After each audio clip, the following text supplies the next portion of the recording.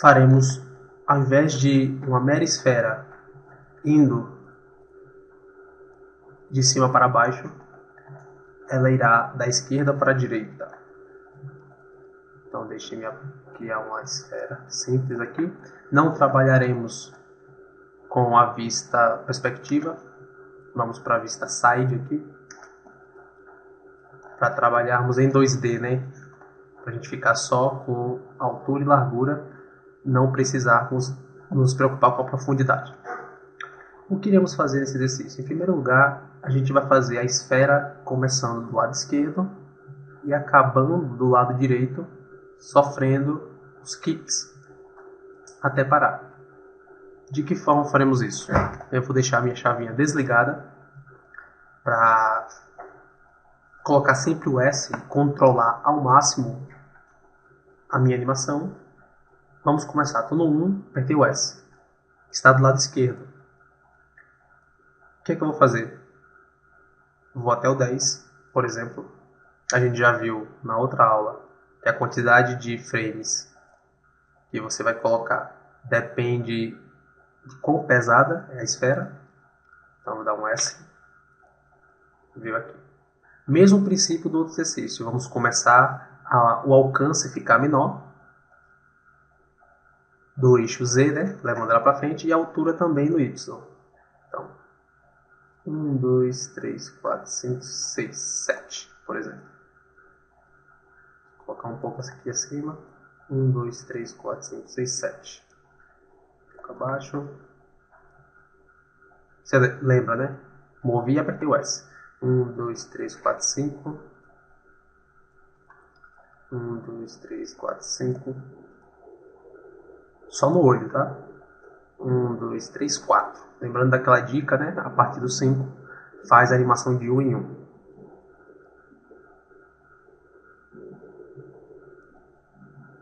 Quatro. 1, 2, 3, 4. O gráfico irá nos auxiliar bastante. Vou expandir um pouco aqui. 1, 2, 3. 1, 2, 3. 1, 2. 1, 2. 1. 1. Vamos dar um play e ver como a animação está bem primitiva. Exatamente. A gente não sente absolutamente nada. Não temos a impressão de que existe algo brusco. Teremos que tratar no gráfico.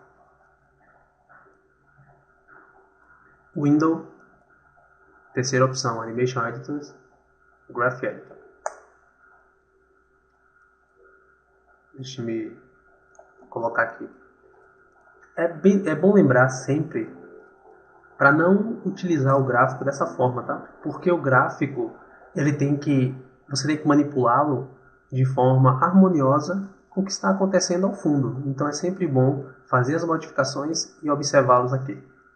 Ao contrário do exercício passado, a gente não vai ficar trabalhando, a gente não trabalhou no caso, com 2 eixos. A gente só ficou no Y.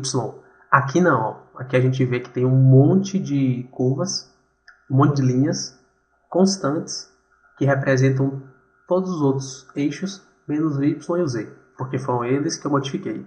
Eu posso tranquilamente apertar Delete, deletei todos os outros, e só ficar nos 2, né? Observe que só sobraram avermelhados aqui, o Y e o Z.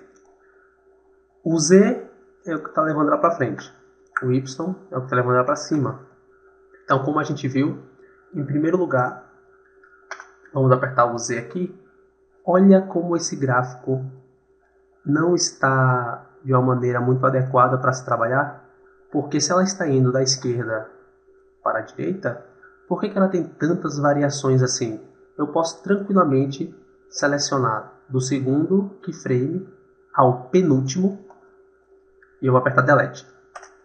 Pronto, deletei. O que aconteceu aqui? Eu tirei toda a poluição, toda a sujeira entre um extremo e outro. Ou seja, agora eu consigo trabalhar, se eu quiser mover a tangente, consigo trabalhar de uma forma muito mais livre, sem nenhum keyframe para segurar a curva. Depois que eu limpei o Translate Z, a gente vai tratá-lo ao final. O que eu vou fazer? Vou até o Y, vou dar um A nesse gráfico, e a gente já começa a perceber aquelas variações, né? Olha o tamanho dessa variação comparado com essa variação. Ao mesmo tempo, olha como essas duas estão extremamente juntas e aqui despenca novamente. Então vamos fazer os primeiros testes aqui. Vou levantar um pouco mais. Aqui também levantaria um pouco mais. Expandir o gráfico, né? Alt, Shift, botão direito. Um pouquinho mais. Olha só como o chão ele passou um pouco aqui, né? Esse valor. Vou copiar, Ctrl C. Selecionei o próximo. Ctrl V, aperto Enter. Os dois ficaram alinhados. Olha só aqui no final também não desceu. Dá o Ctrl V. Agora sim. Apertei o A de novo. Realmente existe um aspecto muito brusco aqui, muito maior a variante do que essa aqui. Inclusive, se eu der o play, a gente já pode sentir. Isso.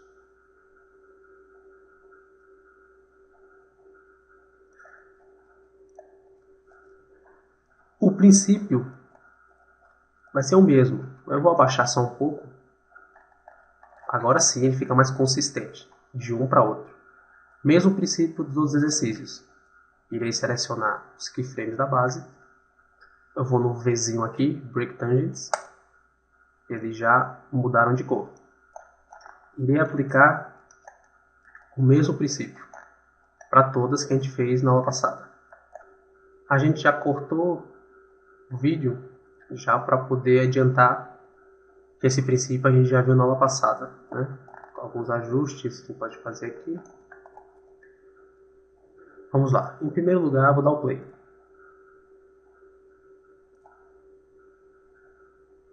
Agora a gente sente muito mais.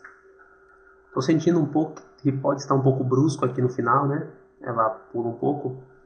Mas o mais importante é que o Y foi tratado. Como voltar para o Z aqui? Já fizemos o Y, vamos voltar para o Z. Apertei o Z, apertei a tecla A, voltou tudo. Observe, se ela vai parar aqui no final, o início ela não pode estar lenta também, porque para ela parar ela tem que ficar suave. Então, vamos fazer como se ela tivesse sido jogada. Se ela vai ser jogada, ela começa brusca, vai quicando e depois vai ficando mais lenta. Como é que eu faço para deixar mais brusca no início? Deixar o mais próximo possível da vertical. Então eu abaixo aqui. Como é que eu faço para deixar ela mais brusca aqui? Deixa mais na vertical. Então a gente abaixa para ela ficar suave no final. Se eu der o play,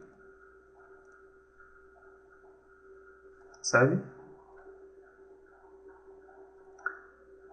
Já estamos começando a finalizar. Mas está muito brusco. Não vamos deixar tão jogado para baixo, tão na vertical. Vamos deixar um tanto reto aqui. E aí ela começa a ficar suave e finaliza. Dá um play.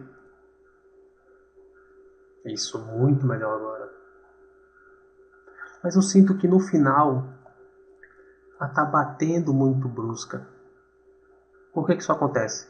Porque lembra quando eu falei na aula passada que no momento em que a gente tem de 1 para 1, ele tem que ficar bem próximo do chão. Bem próximo do chão. Depois a gente corrige aqui para encostar no chão mesmo. Mas de 2 para 2, que consideravelmente é muito pouco também, olha a altura da parte inferior da bolinha para cima do piso. Então iremos mudar isso para melhorar e muito. No Translate Y, vou abaixar um pouco mais, deixar um pouco mais próximo. Alt Shift, botão direito para expandir novamente. Olha só, vou só reconfigurar, já que eu abaixei o keyframe central, tenho que reconfigurar as tangentes. Ele dá um salto também. A gente vai ter que perceber se daqui para cá vai dar um salto. Com certeza vai. Nós vamos ver até que ponto isso é administrável ao olhar. Isso. Tá indo bem sim. No gráfico tá até um tanto brusco, de cima para baixo. De cima para baixo. Só que no olhar ele está bem administrado.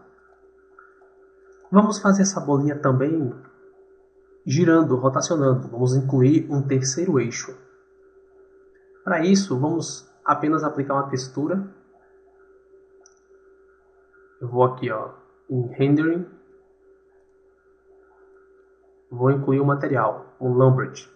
Pode ser qualquer um, tá? Mas eu boto um Lambert. Feito isso, a gente abriu as configurações aqui. E nas configurações de cor, para a gente poder visualizar melhor, eu vou apertar nesse quadradinho aqui xadrez para ele escolher uma textura. E eu escolherei Checker, o próprio xadrez.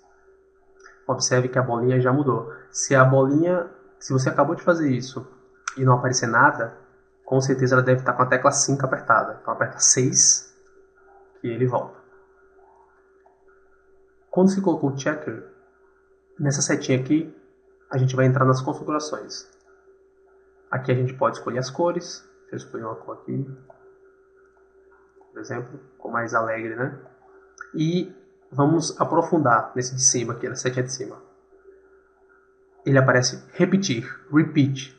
Eu vou colocar para ele repetir uma vez. E aqui 0.5. Ou até melhor, deixa eu inverter 0.5 e 1. Pronto, melhor. Porque ela fica dividida acima e embaixo, né?